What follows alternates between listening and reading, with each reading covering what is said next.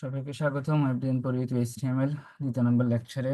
So আগেই বলে রেখেছিলাম এবং আরেকবারও বলছি, এখানে প্লেলিস্টের ততটুকু আলোচনা করা হবে যতটুকু এনসিটিবি যে আইসিটি বইটা আছে ওখানে যে ফোর্থ চ্যাপ্টারে যতটুকু ডিসকাস করা হয়েছে এখানে ঠিক ততটুকু ডিসকাস করা হবে। হয়তো বোর্ড কোশ্চেন বেস করে কয়েকটা জিনিস বেশি ডিসকাস করা হবে, তবে মূল ফোকাস থাকবে হচ্ছে তথ্য যোগাযোগ প্রযুক্তি এনসিটি বইয়ের যে সিলেবাসটা আছে ওই সিলেবাসটাকে ফলো করে এটা পিরিয়ডিক্যালি আস্তে আস্তে শেষ করা হবে কমপ্লিটলি। তো আমরা যারা আজকে আলোচ্য বিষয়বস্তু হচ্ছে এইচটিএমএল ট্যাগ কিউ এর প্রকারভেদ এবং এইচটিএমএল ডকুমেন্টের গঠন, কয়েকটি এইচটিএমএল ট্যাগ যেমন heading tag, paragraph tag, BRAC tag, এবং এই ট্যাগগুলো ব্যবহার করে একটি সরল ওয়েব পেজ তৈরি করা। So, আমার লক্ষ্য থাকবে আমি যে ট্যাগগুলো পড়ানো হবে ওই ট্যাগগুলোতেই প্র্যাকটিক্যালি কোনো একটা কিছু করে দেখানো, এবং আগের যে ট্যাগগুলো শেখানো হবে পরবর্তী যে ট্যাগগুলো শেখানো হবে এগুলো মিক্স করে যাতে আমরা কোনো একটা কিছু তৈরি করতে পারি। বিশেষ করে যেগুলো বোর্ড কোশ্চেন আসছে, বোর্ড কোশ্চেনের উপরে বেস করে যে কোশ্চেন গুলো হয়েছে বোর্ড কোশ্চেনে, সেগুলোর উপরে বেস করে বিভিন্ন কোশ্চেন তৈরি করে আপনাদের সামনে রিপ্রেজেন্ট করার চেষ্টা করা হবে। সো সাথে থাকুন। দেন শুরু করি এইচটিএমএল ট্যাগ কি ও প্রকারভেদ। সো আমরা সাধারণত এর আগে ডিসকাস করা হয়েছে একটি পেজে যা যা থাকে, যেমন টেক্সট, ছবি, ভিডিও, অডিও, এগুলোকে বলা হয় এলিমেন্ট, এবং এই এলিমেন্টগুলোকে প্রদর্শন করার জন্য ট্যাগ ব্যবহার করা হয়। জেনারেলি কোনো একটা ওয়েব পেজে সাধারণত আমরা ট্যাক্স দেখি, ছবি দেখি, ভিডিও দেখি, অডিও দেখি, এবং একটা ওয়েব পেজে যা যাই দেখি না কেন প্রত্যেকটা ইচ এন্ড ইন্ডিভিজুয়াল যে তথ্যগুলো এগুলোকে বলা হয় এলিমেন্ট, এবং এই এলিমেন্ট গুলোকে প্রদর্শন করার জন্য আমরা ট্যাগ ব্যবহার করি। তাহলে ট্যাগ কি? ট্যাগ হলো ওয়েব পেজের মধ্যে লুকায়িত কিছু কিওয়ার্ড যা ওয়েব পেজে প্রদর্শিত হয় না, কিন্তু ওয়েব পেজের বিষয়বস্তুর ফরম্যাট সংজ্ঞায়িত করে প্রদর্শন করে। তো যখন আমরা এইচটিএমএল প্র্যাকটিক্যালি করব, হয়তো আমরা গত একটা লেকচারে একটা দেখেছিলাম যে আমরা ওখানে অনেক কিছু লিখেছি ট্যাগ, কিছু অ্যাঙ্গুলার ব্র্যাকেটের মধ্য দিয়ে, কিন্তু এগুলো আমাদের আউটপুটে প্রদর্শিত হয় না, তো আমাদের ওয়েব ব্রাউজার এগুলো প্রদর্শিত হয় না। শুধুমাত্র ওই ট্যাগগুলোর মধ্যখানে আমরা যেগুলো লিখেছিলাম শুধু সেগুলোই প্রদর্শিত হয়েছিল। তাহলে ট্যাগ হলো ওয়েব পেজের মধ্যে লুকায়িত কিছু কিওয়ার্ড, ওগুলো লুকায়িত আছে যেগুলো ওয়েব পেজে প্রদর্শিত হচ্ছে না, কিন্তু ওয়েব পেজের যে বিষয়বস্তু, যে ফরম্যাট, ওগুলা সংজ্ঞায়িত করে কি করে প্রদর্শন করতে আমাদেরকে সাহায্য করে। তো ট্যাগ দুই প্রকার, একটা ধারক বা কন্টেনার ট্যাগ। তো যে ট্যাগগুলোর ওপেনিং এবং ক্লোজিং দুইটাই থাকে সেগুলোকে বলা হয় ধারক বা কন্টেনার ট্যাগ। কিছু কিছু ট্যাগ থাকবে যেগুলোর ওপেনিং ট্যাগ থাকবে এবং ক্লোজিং ট্যাগও থাকবে। সো ওখানে কয়েকটা এক্সাম্পল দেওয়া হয়েছে, যেমন বি দিয়ে শুরু হয়েছে, বি দিয়ে শেষ হয়েছে। এবং আমরা যদি খেয়াল করে দেখি যে অ্যাঙ্গুলার ব্র্যাকেটের মধ্যে যে শুরু এবং অ্যাঙ্গুলার ব্র্যাকেটের মধ্যে শেষ হচ্ছে, কিন্তু মাঝখানে একটা স্ল্যাশ চলে আসছে, ফরওয়ার্ড স্ল্যাশ। তো ইংরেজি যখন ওপেনিং ট্যাগ এবং ক্লোজিং ট্যাগ থাকে আমরা এভাবে কোনো একটা ট্যাগকে ওপেন করবো এবং ক্লোজ করব।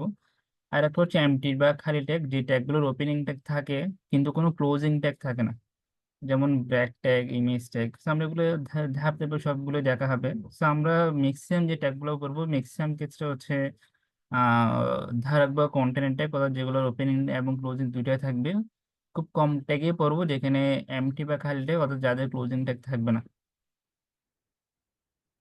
এইচটিএমএল ট্যাগ এবং এইচটিএমএল এলিমেন্ট। সো ট্যাগ হচ্ছে এইচটিএমএল এর প্রাণ, কারণ কোনো একটা এইচটিএমএল এর যে ডকুমেন্ট আমরা লিখবো সেখানে প্রত্যেকটা ডকুমেন্ট, প্রত্যেকটা এলিমেন্ট প্রদর্শন করার জন্য আমাদের ট্যাগের প্রয়োজন হবে। সেটা বলতে ট্যাগ হচ্ছে এইচটিএমএল প্রাণ, যেরকম বলা হয় ইংরেজি গ্রামারের প্রাণ হচ্ছে টেন্স। কারণ টেন্স যদি আমরা না জানি যে হয় আমাদের ইংরেজি গ্রামার কখনো সম্পূর্ণরূপে জানা হবে না। তো আমরা যদি ট্যাগ না জানি, কোন ট্যাগের কি কাজ সেটা যদি না জানি, আমরা কখনো এইচটিএমএল শিখতে পারবো না। সেই জন্য এইচটিএমএল ট্যাগ হচ্ছে এইচটিএমএল এর প্রাণ, এবং এইচটিএমএল ডকুমেন্ট মূলত ট্যাগের সমন্বয়ে গঠিত। সো উদাহরণ এখানে দিস ইজ এ প্যারাগ্রাফ। আমরা জাস্ট একটা যদি দেখি, এটা হচ্ছে ওপেনিং ট্যাগ, দেন এটা হচ্ছে ক্লোজিং ট্যাগ। আর ওপেনিং এবং ক্লোজিং ট্যাগের মধ্যখানে যেটা আছে সেটা হচ্ছে এলিমেন্ট। তাহলে ওপেনিং ট্যাগ দিয়ে শুরু কোনো একটা ট্যাগ, যদি সেটা কন্টেন্ট ট্যাগ হয়, ক্লোজিং ট্যাগ দিয়ে শেষ, এবং ওপেনিং আর ক্লোজিং ট্যাগের মধ্যখানে যেটা থাকে সেটা হচ্ছে এলিমেন্ট। এবং এই এলিমেন্টটাই আমাদের ওয়েব ব্রাউজারে প্রদর্শিত হয়।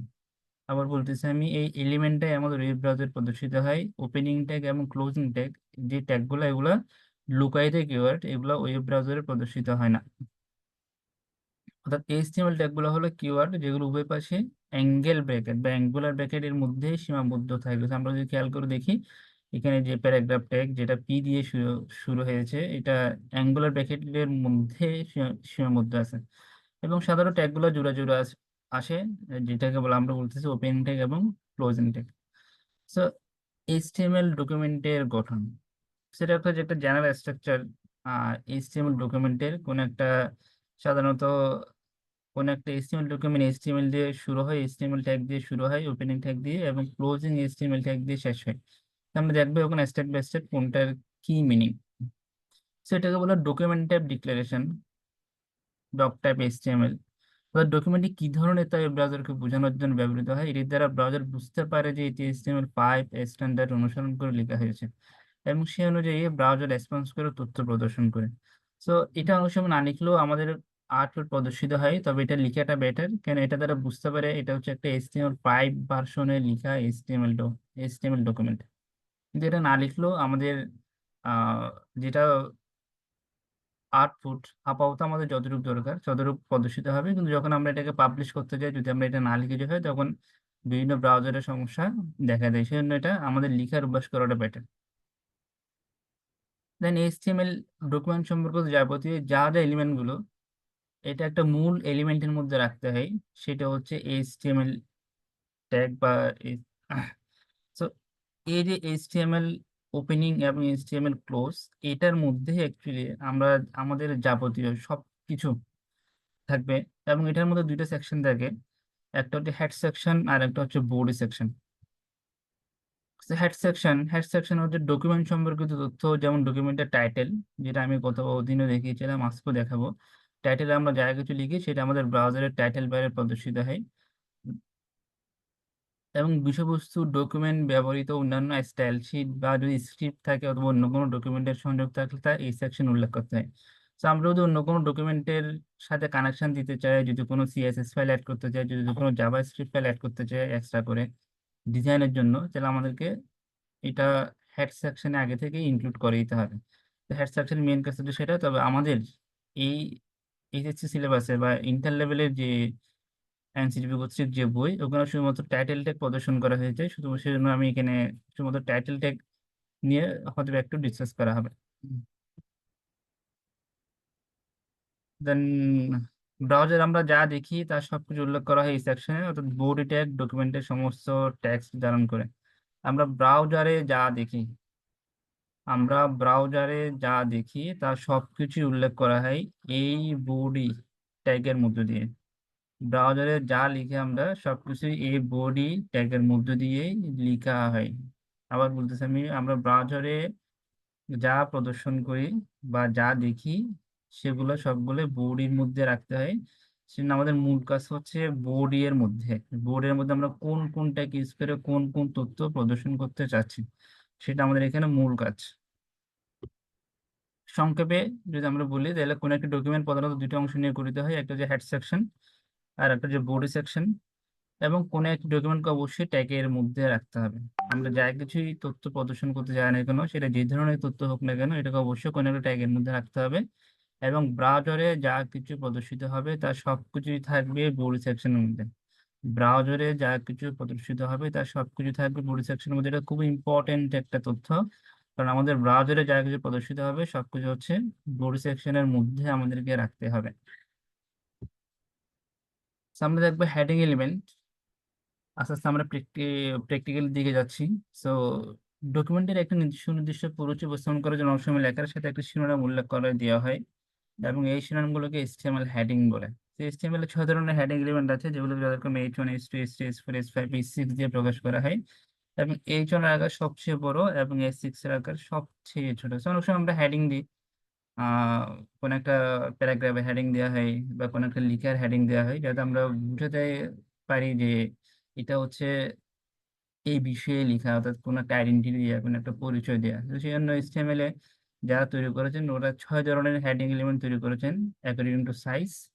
একটা হচ্ছে H1 H2 H3 H4 H5 H6, এবং তার মধ্যে H1 এর আকার হচ্ছে সবচেয়ে বড় এবং H6 এর আকার হচ্ছে সবচেয়ে ছোট। তো আমরা একটু প্র্যাকটিক্যালি দেখবো এখন এটা।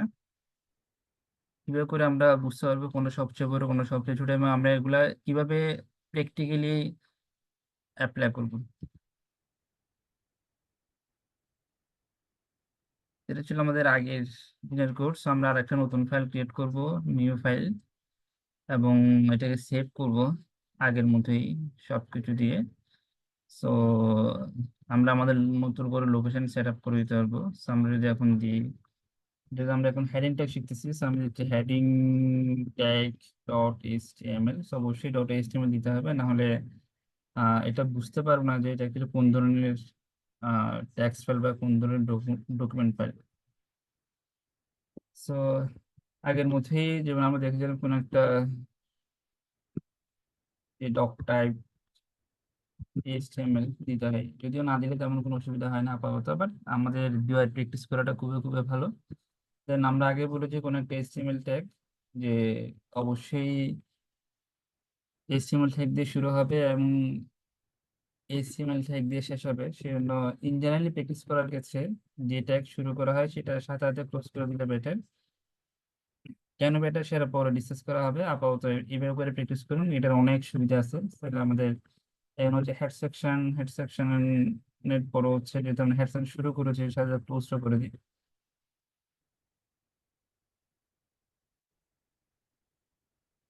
দেন এর মধ্যে হচ্ছে টাইটেল।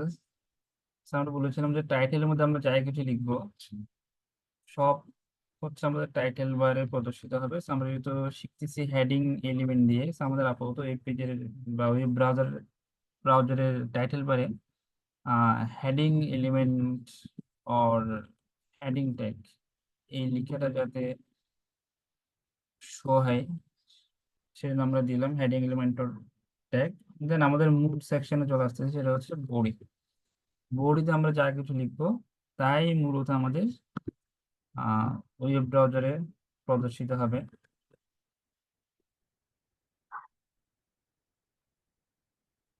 সো বডি, আমাদের আজকে শিখার কথা ছিল হচ্ছে আমরা একটু আগে যেটা দেখেছিলাম সেটা হচ্ছে হেডিং ট্যাগ। তাহলে হেডিং ট্যাগে হচ্ছে শুরুতে আমরা H1 দিব। H1 দিয়ে লিখতেছি this is heading 1, this is heading 1 বা দিস ইজ হেডিং H1। দেন আমরা H1 শুরু করেছিলাম, H1 ক্লোজ করে দিতে হবে সাথে সাথে। তো আমরা এই লেখাটা কপি করে নিচ্ছি, যেটা আমাদের এটা বারবার প্রয়োজন হবে। সো কন্ট্রোল সি দিয়ে কপি করলাম, সিলেকশন করার পর আমরা এগেইন এটাকে কপি করে কন্ট্রোল বি দিচ্ছি। আমি এখানে জাস্ট H1 এর জায়গায় এখন H2 দিলাম এবং এটাকে H2 করে দিতে হবে এবং আমি এটাকে দিচ্ছি এখন this is heading H2।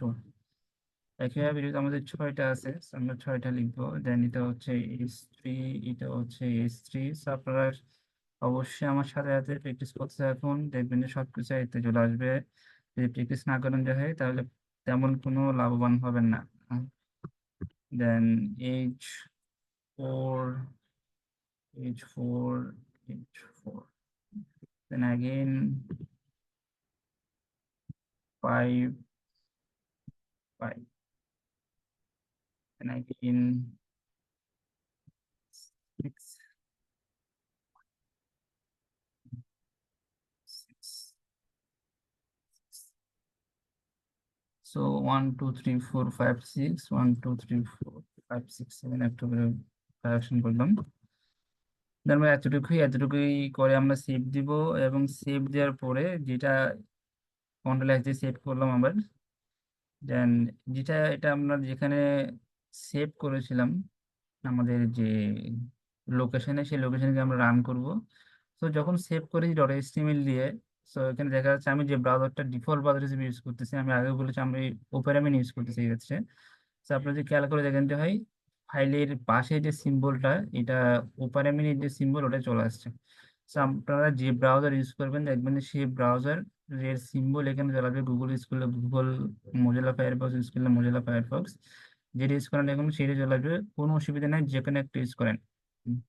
So আমরা এখন এটার উপর ডাবল ক্লিক করে রান করি, দেখি আমাদের কাজ হয় কিনা। So আমরা দেখতে পাচ্ছি এখানে যদি আমরা খেয়াল করে দেখি যে আমাদের যেরকম আমরা চেয়েছিলাম যে হেডিং ট্যাগ গুলা চেক করা কোনটার সাইজ কতটুকু। সো এটা হচ্ছে this heading 1, heading 2, heading 3, heading 4, heading 5, heading 6।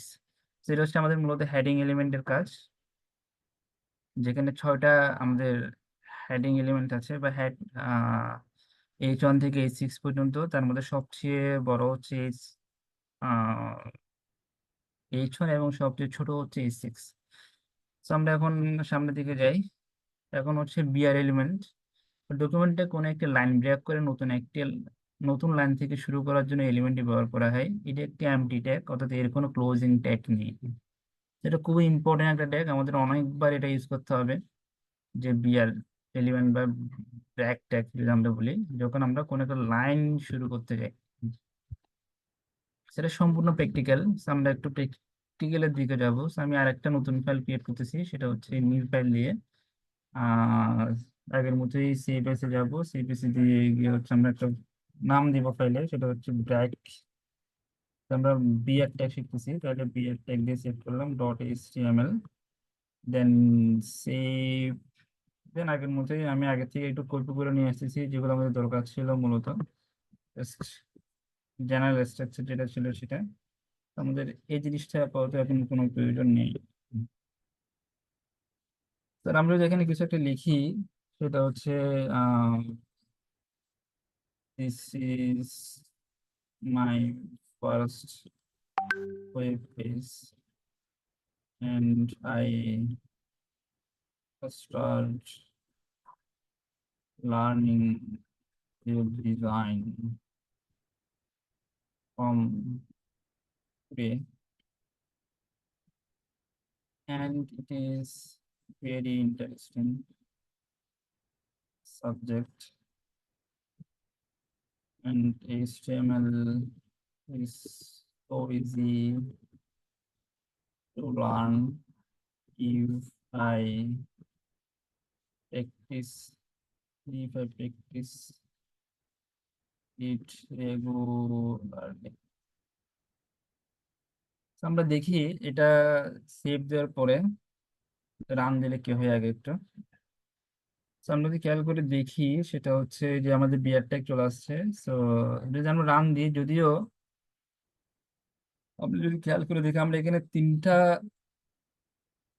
Break দিয়েছি। একটা হচ্ছে এটা, অর্থাৎ আমরা এখানে 2টা নিউ লাইন ক্রিয়েট করেছি, একটা হচ্ছে টুডে এর পরে আর একটা প্র্যাকটিসের পরে। আহ আর একটা যদি আমরা বলি রেগুলারলি এর পরে, যদি আমরা কিছু লিখতে চাই যে হয় ফার্স্ট পেজ। তো 3টা। সো এখানে যদি আমরা রান দিয়ে দেখি, আমাদের যদি আমরা এখানে লিখেছি একরকম ভিন্ন ভিন্ন লাইনে, কিন্তু এটা আমাদের ওয়েব ব্রাউজার এসে শো করতেছে হচ্ছে একটা সিঙ্গেল লাইনে। তো সাধারণত যখনই এরকম কোনো সিচুয়েশন ক্রিয়েট হয়, আমাদের যেখানে নিউ লাইন দরকার হবে, যেখানে নতুন কোনো লাইন তৈরি করতে হবে, নতুন কোনো ব্রেক দিতে হবে, অর্থাৎ আমরা লাইনটা ব্রেক করতে যাচ্ছি, তখনই আমাদের বিআর ট্যাগ ইউজ করতে হবে। এবং বিআর ট্যাগ একটা এমটি ট্যাগ, এটার কোনো ক্লোজিং ট্যাগ নেই। তো আমাদের যেখানে যেখানে ব্রেক দরকার, যেখানে যেখানে আমাদের লাইন ব্রেক দরকার, সেখানে সেখানে আমরা একটা একটা বিয়ার ট্যাগ ইউজ করলে কাজটা হয়ে যাবে। তো আমি যেখানে যেখানে আমাদের লাইন ব্রেক দরকার, আমাদের যে আমরা যে ট্যাগস লিখেছি, সেই ট্যাগসের মধ্যে আমি একটা বিয়ার ট্যাগ ইউজ করে দিছি যেখানে যেখানে আমার দরকার। এখন আমরা সেভ দিয়ে দেন আমরা দেখবো কি হয়। তো আগে থেকেই বলেছিলাম যে জাস্ট এখান থেকে এসে রিফ্রেশ দিলে হয়। অনেক সময় কিবোর্ডের F5 বাটন প্রেস করে রিফ্রেশ দিলে হয়। তো আমরা এখন দেখতে পাচ্ছি আমরা যেখানে যেরকম ওখানে ট্যাপ করেছিলাম, এখন সেরকম ঠিক চলে আসছে, এবং আমাদের যে লাইনগুলো তৈরি হওয়ার কথা ছিল সেই লাইনগুলো তৈরি হয়ে গেছে। So, আমাদের ব্যাক ট্যাগের বা বিয়ার ট্যাগের কাজ কি? যখন আমাদের কোনো নতুন লাইন ক্রিয়েট করতে হবে, নতুন লাইন তৈরি করতে হবে, তখন আমাদের যেখান থেকে আমাদের নতুন লাইন তৈরি হবে, সেখানে একটা বিয়ার ট্যাগ ইউজ করতে হবে। এটা হচ্ছে আমাদের মূলত বিয়ার ট্যাগের কাজ। সো আমরা সামনের দিকে এগোই। এবং এটা একটা এমডি ট্যাগ, এবং অর্থাৎ এর কোনো ক্লোজিং ট্যাগ নেই। দেন হচ্ছে প্যারাগ্রাফ ট্যাগ, সাধারণত অনুচ্ছেদ আকারে কোনো কিছু ডকুমেন্ট প্রদর্শনের জন্য এটি ব্যবহৃত হয়। সাধারণত অনুচ্ছেদ আকারে কোনো কিছু ডকুমেন্ট প্রদর্শনের জন্য এটি ব্যবহৃত হয়। তো অনেক সময় এখানে একটা তথ্য খুব ইম্পর্টেন্ট, যেটা এনসিটিভি যে ট্যাগ সেখানে দিয়ে আছে, যে লাইন ব্রেকের তুলনায় প্যারাগ্রাফ ব্রেকের ক্ষেত্রে একটু বেশি পরিমাণ জায়গা থাকে। So, আমরা এখন এটাও প্র্যাকটিক্যাল, আমরা প্র্যাকটিক্যালি যাব। সো আমি আরেকটা নতুন ফাইল ক্রিয়েট করতেছি ফর প্যারাগ্রাফ ট্যাগের জন্য। সো অ্যাগেইন সেভ এস, যেহেতু আমরা এখন পি ট্যাগ শিখবো, so p tag dot HTML, then save. Then আমি আগের মতোই আমাদের যে জেনারেল স্ট্রাকচার ছিল সেটা নিয়ে আসতেছি, এবং আমি আহ, আহ, এটাকে রাখতেছি একটু করে, শুধুমাত্র যে বিয়ার ট্যাগ যেগুলো ছিল সেটা একটু ডিলিট করে দিচ্ছি আপনাদের সুবিধার্থে এবং বোঝার সুবিধার্থে। সো আমি একটা কাজ করতেছি, সেটা হচ্ছে প্রথম যে লাইনটা আপনারা আমার সাথে প্র্যাকটিস করুন। এবং এখানে যে লাইনটা আমি একটা প্যারাগ্রাফ ট্যাগের মধ্যে নিয়ে আসলাম, এই যে প্যারাগ্রাফ ট্যাগ। এখন যদি আমরা রান দিই তাহলে দেখি কি হয়। প্রথমত, সো যেখানে সেভ করেছিলাম সেখানে দিতে হবে। সো পি ট্যাগ চলে আসছে।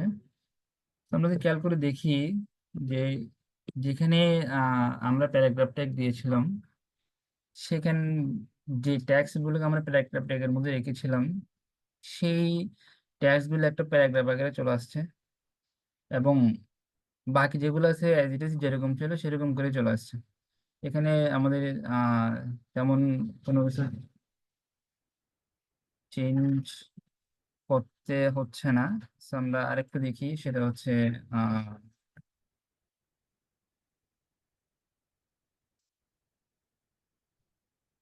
যে আমরা একটু টাইটেলে চেঞ্জ করি যে হয় কি এলিমেন্ট অর ট্যাগ, তাহলে আমরা দেখবো আমাদের আহ টাইটেল বারে আমরা যদি কেটেও দিতে হয়, বা এখন আমরা যদি আরেকটু দেখি, সেটা হচ্ছে আমরা এটাকে যদি প্যারাগ্রাফ ট্যাগের মধ্যে রাখি তাহলে কি হয়, তাহলে এখানে আমাদের দুইটা অনুচ্ছেদ ক্রিয়েট হবে সাথে সাথে।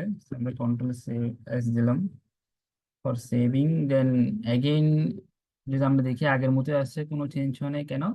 বাট আমরা একটা দুইটা অনুচ্ছেদ ক্রিয়েট করছি, একটা হচ্ছে প্রথমটা আর একটা হচ্ছে সেকেন্ডটা। সো যদিও এর আগের মতোই শো হচ্ছে, কেন শো হচ্ছে এর আগের মতোই, কারণ এখানে যদি আমরা এই দুইটা ট্যাগ যদি ইউজ না করতাম যে হয়, তাহলে কি হতো এক্ষেত্রে? প্রথমটা প্যারাগ্রাফ ট্যাগের মধ্যে ছিল, সেটা অনুচ্ছেদের আকারে চলে আসবে, এবং সেকেন্ড যেটা আছে সেটা হচ্ছে আমাদের যদি আমরা এখানে আহ, এগুলা ডিফারেন্স লাইনে লিখছি, কিন্তু এগুলো একটা লাইনে শো করছিল, কারণ আমরা এখানে কোনো ব্যাক ট্যাগ বা কোনো প্যারাগ্রাফ ট্যাগ ইউজ করিনি। তাহলে এখান থেকে প্রথমত হচ্ছে যদি আমরা এখানে একটা ব্যাক ট্যাগ ইউজ করি, দেন সেভ দিয়ে এখন দেন আমরা যদি ওখানে গিয়ে আউটপুট দেখি আমাদের, তাহলে আমরা এখানে খেয়াল করতে পারবো সেটা হচ্ছে প্যারাগ্রাফ লিখার পর, অর্থাৎ কোন একটা যে টেক্সটটা, যে টেক্সট আমরা আমাদের প্যারাগ্রাফের মধ্যে রেখেছিলাম, যদি আমরা খেয়াল করে দেখি সেটা হচ্ছে যে টেক্সটগুলো আমরা ইন্টারেস্টিং সাবজেক্ট পর্যন্ত আমাদের প্যারাগ্রাফের মধ্যে ছিল, এবং এরপর থেকে আমাদের নতুন লাইন শুরু হয়েছে। সো আমরা যদি খেয়াল করে দেখি প্যারাগ্রাফ ট্যাগ এর মধ্যবর্তী যে এলিমেন্ট বা যে টেক্সট গুলা ছিল, এরপরে যে ব্র্যাকটা নিছে সেটা একটা স্পেস বেশি। আর যদি আমরা দেখি রেগুলারলির পরে আমরা একটা ব্র্যাক ইউজ করছি এখানে, রেগুলারলি এর পরে আমরা একটা ব্র্যাক ইউজ করছি, এবং সেই ব্র্যাক ইউজ করার ফলে যে স্পেস নিচে সেটা হচ্ছে নর্মাল একটা স্পেস নিয়ে যেটা নতুন একটা লাইন ব্রেক করে নতুন লাইন থেকে কোনো একটা কিছু শুরু হচ্ছে। So, আমরা যদি তুলনা করে দেখি যে হয় ওদের প্যারাগ্রাফ লেখার পরে যে স্পেস ক্রিয়েট হয় সেটা সাধারণত ব্র্যাক বা বিএড ইউজ করার ফলে যে স্পেস ক্রিয়েট হয় সেটা থেকে একটু বেশি। সো আমরা চাইলে ব্র্যাক ট্যাগ প্যারাগ্রাফ ট্যাগের মধ্যে ইউজ করা যাবে। সো যদি আমরা এখানে একটা ব্র্যাক ট্যাগ ইউজ করি যে হয়, দেন সেভ যদি দিয়ে হয়, আমরা দেখবো এই এন্ড এর পরে একটা নতুন লাইন ক্রিয়েট হবে। এন্ড এর পরে একটা নতুন লাইন ক্রিয়েট হবে। So, আমরা দেখতে পাচ্ছি এন্ড এর পরে এটির আগে এটা এক লাইনে ছিল, যখন আমরা বিআর ইউজ করছি প্যারাগ্রাফের মধ্যেই, তখন সেটা এখানে একটা নতুন লাইনে শুরু হচ্ছে, এবং যেহেতু ব্র্যাক ট্যাগ সেজন্য এটা প্যারাগ্রাফের মধ্যে এরকম স্পেস নেয় নেই। তো এটা খুব ইম্পর্টেন্ট। অর্থাৎ লাইন ব্রেকের তুলনায় প্যারাগ্রাফ ব্রেকের ক্ষেত্রে একটু বেশি পরিমাণ ফাঁকা জায়গা থাকে। So, আশা করি আমি আপনার বুঝতে পেরেছেন যে হেডিং এলিমেন্ট বা H1 থেকে H6 যে ট্যাগগুলো সেগুলোর কাজ কি, দেন ব্র্যাক ট্যাগের কাজ কি, দেন প্যারাগ্রাফ ট্যাগের কাজ কি। সো আহ, আমি নিম্নে প্রদর্শিত চিত্রে আঁকি প্রদর্শনের জন্য একটি HTML কোড লিখুন। সো আমি এটা আপনাদের জন্য একটা অনুশীলনী দিচ্ছি বা রিকোয়েস্ট, বা আপনার নিজেদের মতো করে করুন এবং করে কাইন্ডলি কমেন্ট সেকশনে জানান। এবং আমি একটু করে আপনাদেরকে হিন্টস দিচ্ছি এটা কিভাবে করে করতে হবে। তো প্রথমে যদি এখানে একটা হেডিং এলিমেন্ট আছে, অ্যাবাউট প্যারাগ্রাফ। সো প্রথমে আমাদের একটা হেডিং দিতে হবে। দেন হেডিং দেওয়ার পর আমরা একটা প্যারাগ্রাফটা ইউজ করতে পারি চাইলে এখানে। আহ, এবং প্যারাগ্রাফ ট্যাগের মধ্যে এখানে যেহেতু ব্রেক আছে, লাইন ব্রেক আছে, আমরা এখানে দুইটা ব্রেক ইউজ করতে হবে। দেন এখানে এখানে আমরা চাইলে আর একটা প্যারাগ্রাফ ইউজ করে আর এখানে একটা ব্রেক দিয়ে আমাদের কাজটা সেরে ফেলতে হবে। So, আমি ক্লু দিয়েছি, আপনারা প্র্যাকটিস করুন, সাথে আমাকে জানান কমেন্ট সেকশনে। আমি আনসার দেওয়ার খুব শীঘ্র চেষ্টা করব। এবং চেষ্টা করুন নিজে নিজে অনুসরণ করার জন্য। সো আমি তারপরে একটু দেখাই কিভাবে করে করতে হবে এটা। সো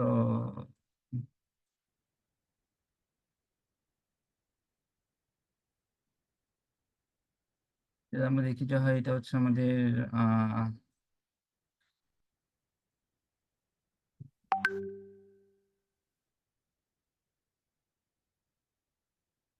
আমাদের প্রথমেই একটা হেডিংটা ইউজ করতে হবে। সো যেহেতু এটা খুবই বড়, তাহলে আমি বুঝা যাচ্ছে H1টাকে ইউজ করতে হবে এক্ষেত্রে। H1 about paragraph.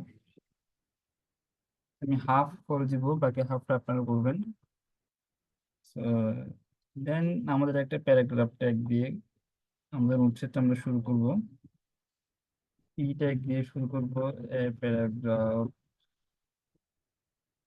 Is a series of sentences. দেখতে পাচ্ছি সেন্টেন্সেস এর পরে আমাদের একটা ব্রেক আছে, অর্থাৎ নতুন একটা লাইন ক্রিয়েট হচ্ছে, সেজন্য আমাদের অবশ্যই ব্রেকটা ইউজ করতে হবে এক্ষেত্রে। আমরা চাইলে এক লাইনে লিখে ফেলতে পারি, দেন ব্রেকটা দিয়ে, অথবা আমরা চাইলে নতুন লাইন এন্টার দিয়ে নতুন লাইনের মধ্যে লিখে যাবে, এটা আমাদের উপর dependent. That are organised and এবং এন্ডের পরে আমরা আরেকটা নতুন লাইন নিয়েছি, সেজন্য এগেন আরেকটা ব্রেক ইউজ করতে হবে। আর all related to a single topic. দেন আমাদের প্যারাগ্রাফ একটা হচ্ছে শেষ, সেজন্য আমরা যে প্যারাগ্রাফটা একটা ওপেন করেছিলাম সেটা ক্লোজ করে দেবো। আমি এদের পর্যন্ত করে দিয়েছি আপনাদের সুবিধার্থে। আমি সেভ দিচ্ছি। তো বাকি কাজটা আপনারা করে কাইন্ডলি কমেন্ট সেকশনে জানাবেন অবশ্যই। দেন আমরা এখানে গিয়ে আমরা এটা রান দিব, দেখি কি আসে। প্যারাগ্রাফ যেরকম করে চেয়েছিলাম সেরকম চলে আসছে, একদম আমাদের প্রয়োজন অনুযায়ী। সো আমি হাফ করেছি, হাফটা আপনাদের জন্য রেখেছি, আপনারাও কাইন্ডলি কমপ্লিট করে কমেন্ট সেকশনে জানান, কোডটা একটু কাইন্ডলি কমেন্ট সেকশনে বলুন। আমি এখানে যদি কোনো কারেকশন প্রয়োজন হয়ে যায় আমি অবশ্যই এটা সলভ করার চেষ্টা করব। দেন আজকে এতটুকুই। আমরা পরবর্তী যে সেশনে ওখানে আমরা নতুন ট্যাগ নিয়ে ডিসকাস করা হবে। So thank you for watching. Please like, comment and share. Please subscribe the channel. Again and again, thank you for watching.